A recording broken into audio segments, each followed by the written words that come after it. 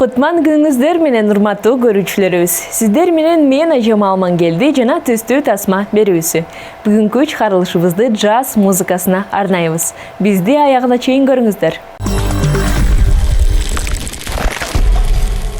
Джаздын тарыхы африкалык ритмден жаралган жана дүйнө жүзүнө фанк, рок-н-ролл, рэг-тайм жана башка көптөгөн стилдерди тартуулаган эң эркин музыка. Кийинки видеодо бул жанрдын тарыхы жөнүндө айтып беребиз.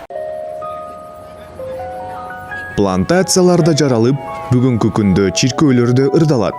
Джаз тарыхы бул расизмдин жана кулчулуктун, маданий революциянын жана алкоголизмдин тарыхы. Коомдун төмөнкү катмарынын музыкасы кантип элиталык искусствого айланган. Эмне үчүн Советтер Союзунда саксофонго тыюу салынган? Луи Армстронг менен оор металдын кандай жалпылыгы бар? Мистер Джаз, сиз кимсиз?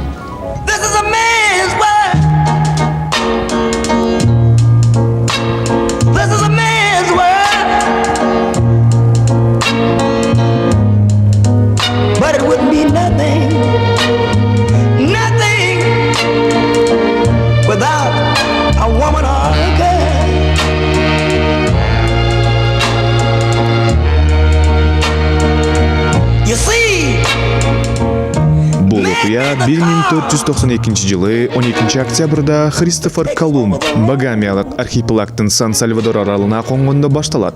Ушул күндү кийинчерээк дүйнө жүзү Американын ачылышы деп аташат. Америка же жаңы дүйнө активдүү өнүгө баштайт.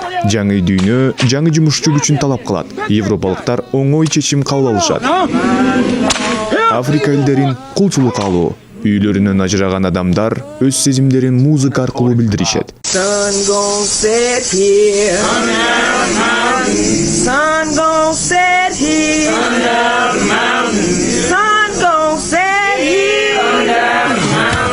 Африка жана Европа маданияты аралашып, ритм, импровизация жана пластика бири-бири менен тыгыз байланышкан.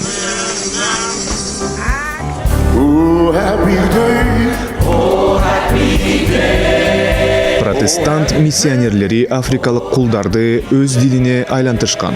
Алар руханий ырлардын өзгөчө түрүн spirituals жаратышкан. Бул ырлар эмоционалдуулугу жана импровизация менен айырмаланган.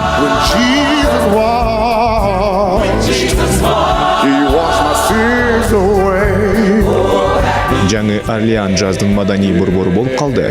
Бул кулдар өз мекенинен алып келген кадимки африкалык музыка болчу. Бирок жылдар жана ондогон жылдар өттү.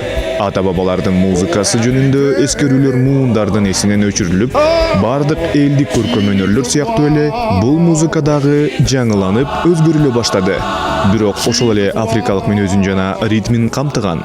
Джаз музыкалык дүйнөгө импровизацияны толук масштабта берген. Анткени джазда көрсөтмөлөрдү так аткаруу зарыл эмес. Музыкант эркин, эң эркин эмес адамдардын, африкалык кулдардын джаздын эң эркин музыкасын жаратканы таң калыштуу. Джаздын башатында турган көпчүлүк адамдар окуганды жана жазганды билишкен эмес. Алар сабатсыз болушкан, бирок булар көптөгөн көркөм сынчалар үчүн жана кийинки муундар үчүн изилдөө темасын түзүүгө тоскоол болгон эмес.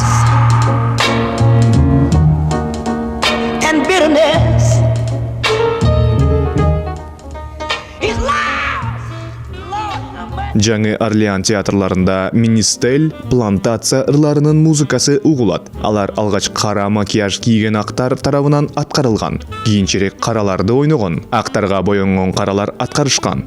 Мында оркестрлер көп саякаттап, ар кайсы шаарларда концерт беришкен.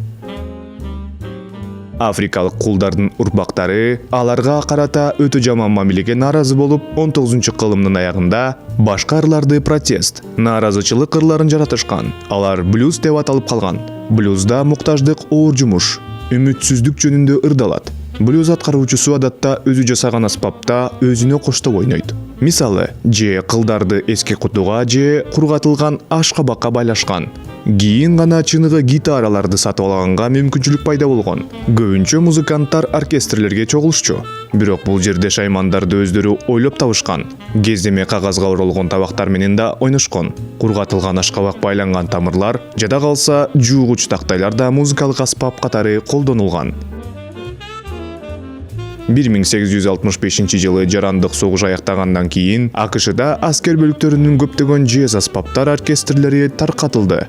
Калган шаймандар дүкөндөргө түшүп, ал жерде аябай арзан сатылган. Ошентип профессионалдык музыкалык аспаптар кедейлердин да колуна түшүп, аларга профессионалдык оркестрлерди уюштурууга мүмкүнчүлүк түзүлдү. Көмүр казуучулар, кыш куюучулар, жыгач усталар, ал тургай сатуучулар бош убактысында чогулуп, өзүлөрүнүн жыргалчылыгы үчүн ойношкон. Алар кандайдыр бир себептерден улам көп чогулушкан. Кечелерде, тойлордо, пикниктерде жана ал тургай тажыя учурунда ойношкон.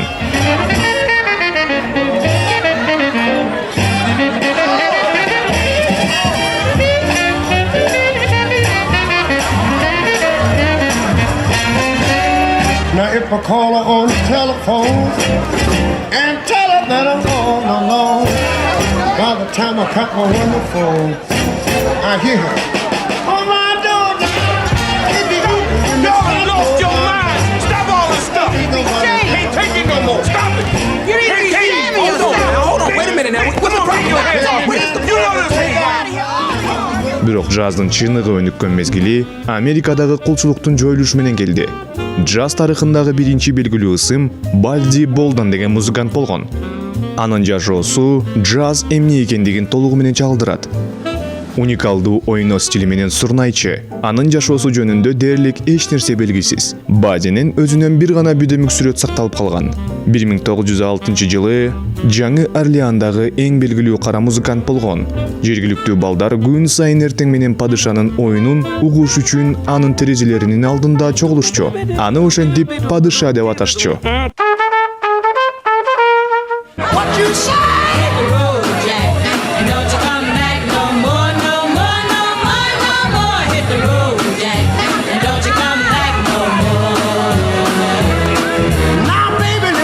don't you treat me this way, 'cause I'll be back on my feet someday. Don't care if you do, 'cause it's understood. You ain't got no money, you just ain't no good. Well, I guess if you say so, I'll have to pack my things and go. That's right, hit the road, Jack. And don't you come back no more, no more, no more, no more. Hit the road, Jack. And don't you come back no more. Бүгүн джаз интеллигенциянын музыкасы. Ал заманбап маданиятка төп келет. Джаз бул импровизация жана кумар. Джаз бул кайгы жана үмүт. Джаз сүйүү. Джаз бул жашоо. Джаз көчө музыканттардын жана белгилүү артисттердин жүрөгүнөн өзгөчө жерди ээлейт. Ал метро өкмөттөрүнөн жана опера театрларынын залынан угулат.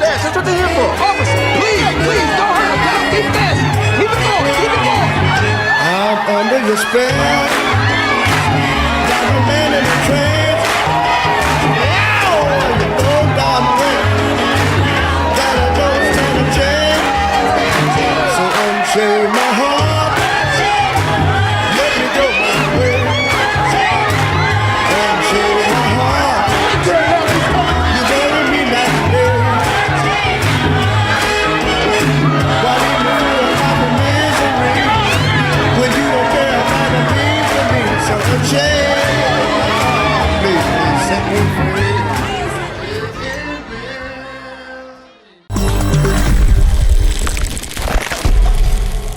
Өмүр бою музыканы сүйүп, экинчи пландагы ролдор менен канаттанууга аргасыз болгон Луи Армстронг, джаз аткаруучусу, расалык көз караштарга карабастан сахнанын жылдызы болуп, эл үчүн гана эмес, келечек муундар үчүн да ондогон жылдар бою унутулбаган композицияларды жараткан. They heard the breeze in the tree singing melody, And they made that the start of the blues. was that? And from the jail, they came away. Луи Армстронг карама каршы келген адам. Өмүр бою музыканы сүйүп, чокуларды багындыруу үчүн жаралган. Ал көпчүлүк учурда экинчи пландагы ролдор менен канаттанууга аргасыз болгон. Ал улуу джаз падышасынын образын жаратып, анын бардык даңкы узак жана талыкпаган эмгектин натыйжасы деп айтууга болот. Албетте, бул туура, бирок жарым-жартылай.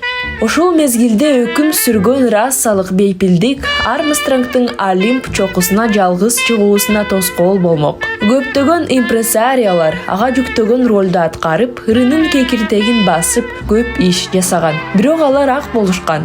А Луи Армстронг кара болчу. Ошондуктан ал укмуштууда иштерди жасаш керек болчу. Сахна жылдызы, жогорку класстагы артист болуп, ошол эле учурда коомчулукка жагуу үчүн гана эмес, келечек муундар үчүн да ондогон жылдар бою көнөрбөс укмуштуудай композицияларды жаратыш керек болчу. Dolly, this is Louis. Dolly, funny glad to have you back where you belong. You lookin' swell, Dolly. I can tell, Dolly. You keep glowing, you still growing, you're still going strong. I feel the room swaying and the band swaying. One of our old favorite tunes from way back when. So take a rap, fellas, let the nifty lap, fellas. Darling, never go by where you get.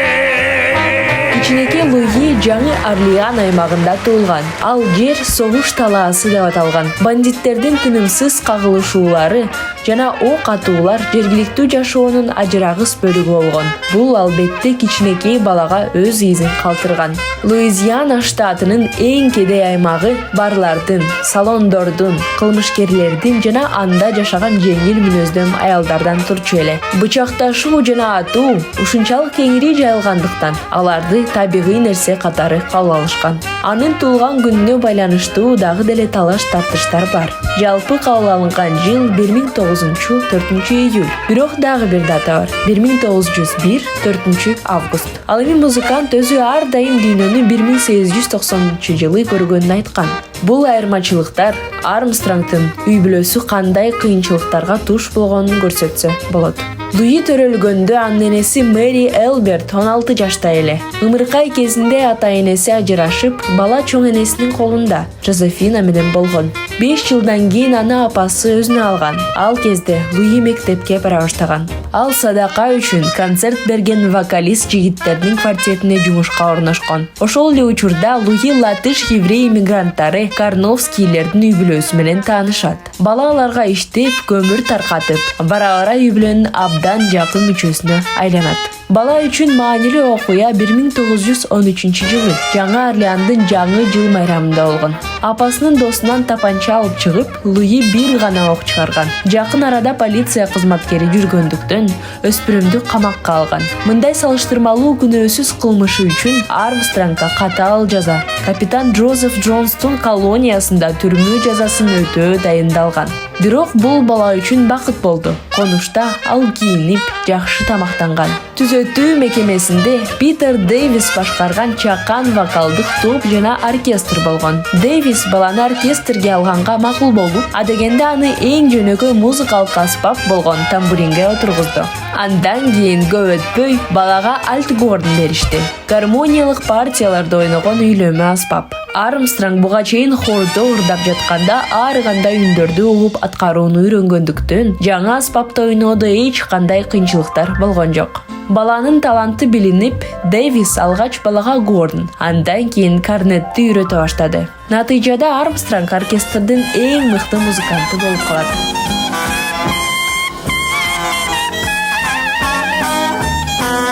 Come on, folks, everybody sing. Now when the saints go marching in. Now when the saints go marching in. Yes, I want to be in that number. When the saints go marching in. Sing it again. Now when the saints marching in. Now when the saints go marching in. Yes, I want to be in that number. Now when the saints go marching in. Ah, y'all sing pretty out there. 1918 жылы Луи Дария пароходунда иштеген элди кызыктырган оркестрге жумушка орношот. Мелофонист Дэвис Джонс круиздердин биринде Армстронгду нота грамотасыны үйрөткөн. 1922 жылы ал Чикагога көчөт. Ал жерде ал учурда ага теңдеш эч ким болгон эмес. Конкуренция жок болгондуктан ал көп өтпөй жылдызга айланып, ар бир спектаклинин жаркыраган жана укмуштуу шоу көрсөтөт. 1925 жылы ал Dreamland кафесинде концерт коюп, Флетчер Хендерсон оркестрине орношуп, Эрскин Тейт оркестринде да ойноп, акча табат. 1929 жылы ал Нью-Йоркко көчүп келип, өзүнүн толугу менен музыкага арнайт. Ушул учурга атактуу болуп, укмуштуудай сандагы концерттерди берип, акчадан кур калган эмес. 1946 жылга чейин Армстронг активдүү концерттик жашоодо жашап, тасмаларга тартылып, өзүнүн пластинкаларын жаздырган. 1947 жылы Глейзердин демилгеси менен түзүлгөн All Stars ансамбле пайда болот. Алардын арасында эң белгилүү джаз чеберлери иштешчү. Армстронг ансамбль менен сансыз концерттерди өткөзүп, тасмаларда ойноону улантат. 1950 жылдан баштап ал вокалист катары көбүрөөк чыга баштайт. Анын терең, каргылдуу үнү жана аппак кардай жылмаюусу аны каалган жерге өткөзүүчү өзгөчөлүгү болуп калат. Ал музыка үчүн, труба ойногону үчүн жашаган жана ага башка эч нерсенин кереги жок болчу. 1970 жылы 6 июлда адамзат тарыхындагы эң улуу джазман дүйнөдөн кайтты. Армстронгдун өлбөс джаз классикасына айланган 60тан ашуун хиттери бар. Аларды 3 жыл ичинде эле өзүнүн Hot Five ансамблі менен жаздырган. Армстронг жаздырган эң белгилүү чыгармалары Hello Dolly, Go Down Moses жана What a Wonderful World. Бүгүнкү күндө аларды дээрлик бардыгы билишет жана алардын үнү Армстронгдун үнү менен байланыштуу. Just because I saw her then went on. Ал эми кийинки видеодо улуу жана таланттуу музыканттын, джаз сүйгөн замандаштардын жана музыка сүйүүчүлөрүнүн жүрөгүндө өзгөчө орунду ээлеген Луи Армстронгдун аткаруусун сунуштайбыз. I see trees of green.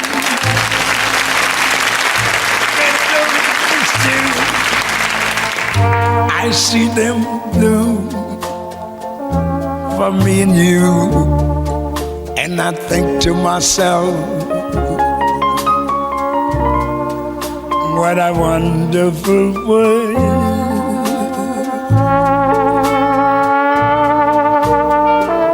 I see skies of blue, clouds of white, bright blessed days, dark sacred nights. And I think to myself, what a wonderful world.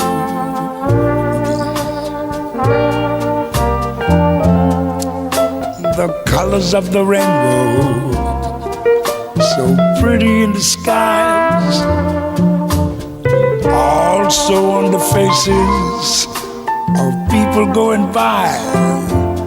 I see friends shaking hands, saying, how do you do?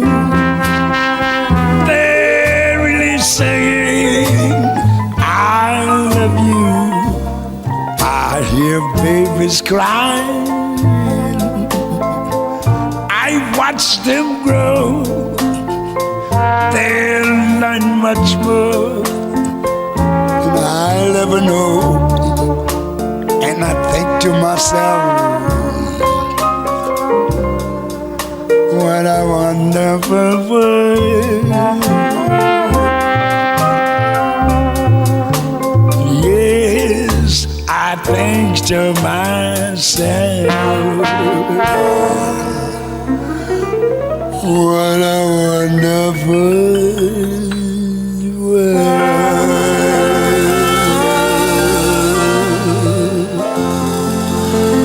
Oh, yeah.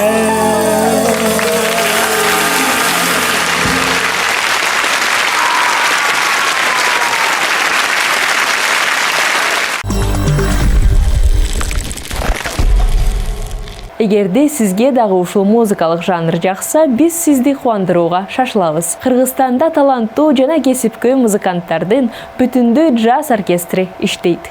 Оркестрдин жаралышы жөнүндө кийинки видеодо айтып беребиз.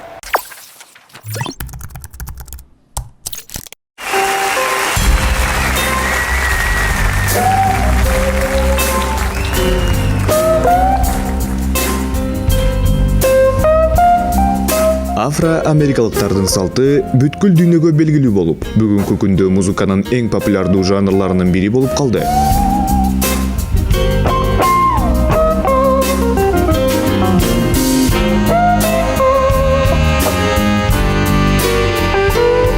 Оркестр деген сөз музыканттардын чоң тобун билдирет. Биздин шаарыбыз оркестрлер менен мактаналат. Ушундай оркестрлердин аткаруусу ар кандай иш-чараны кооздойт.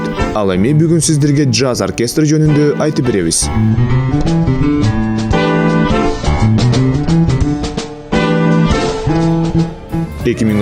жылы 20 кесипкөй музыкант музыка жаратуу үчүн оркестр түзүштү.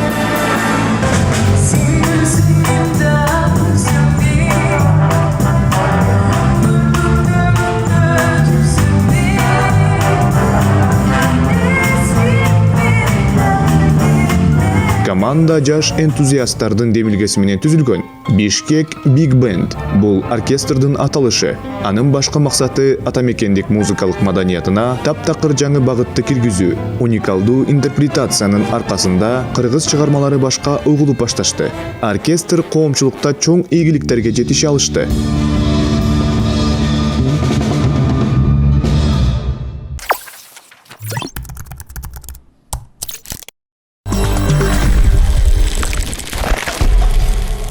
Кийинки видеодо сиздердин көңүлүңүздөргө оркестрдин аткаруусун тартуулайбыз. Музыкалык аспаптардын оюнунан ырахат алыңыздар.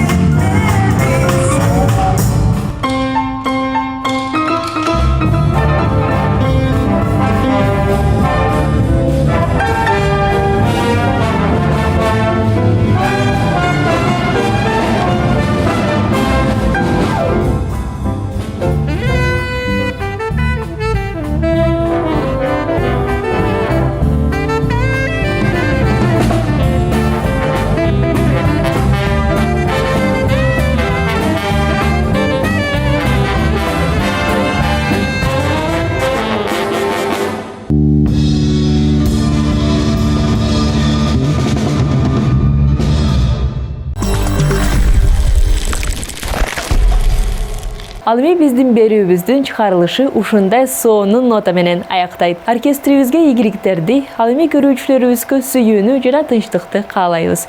Сиздер менен мен Айжамал Мангелди болдум. Бизди калтырбай көрүңүздөр.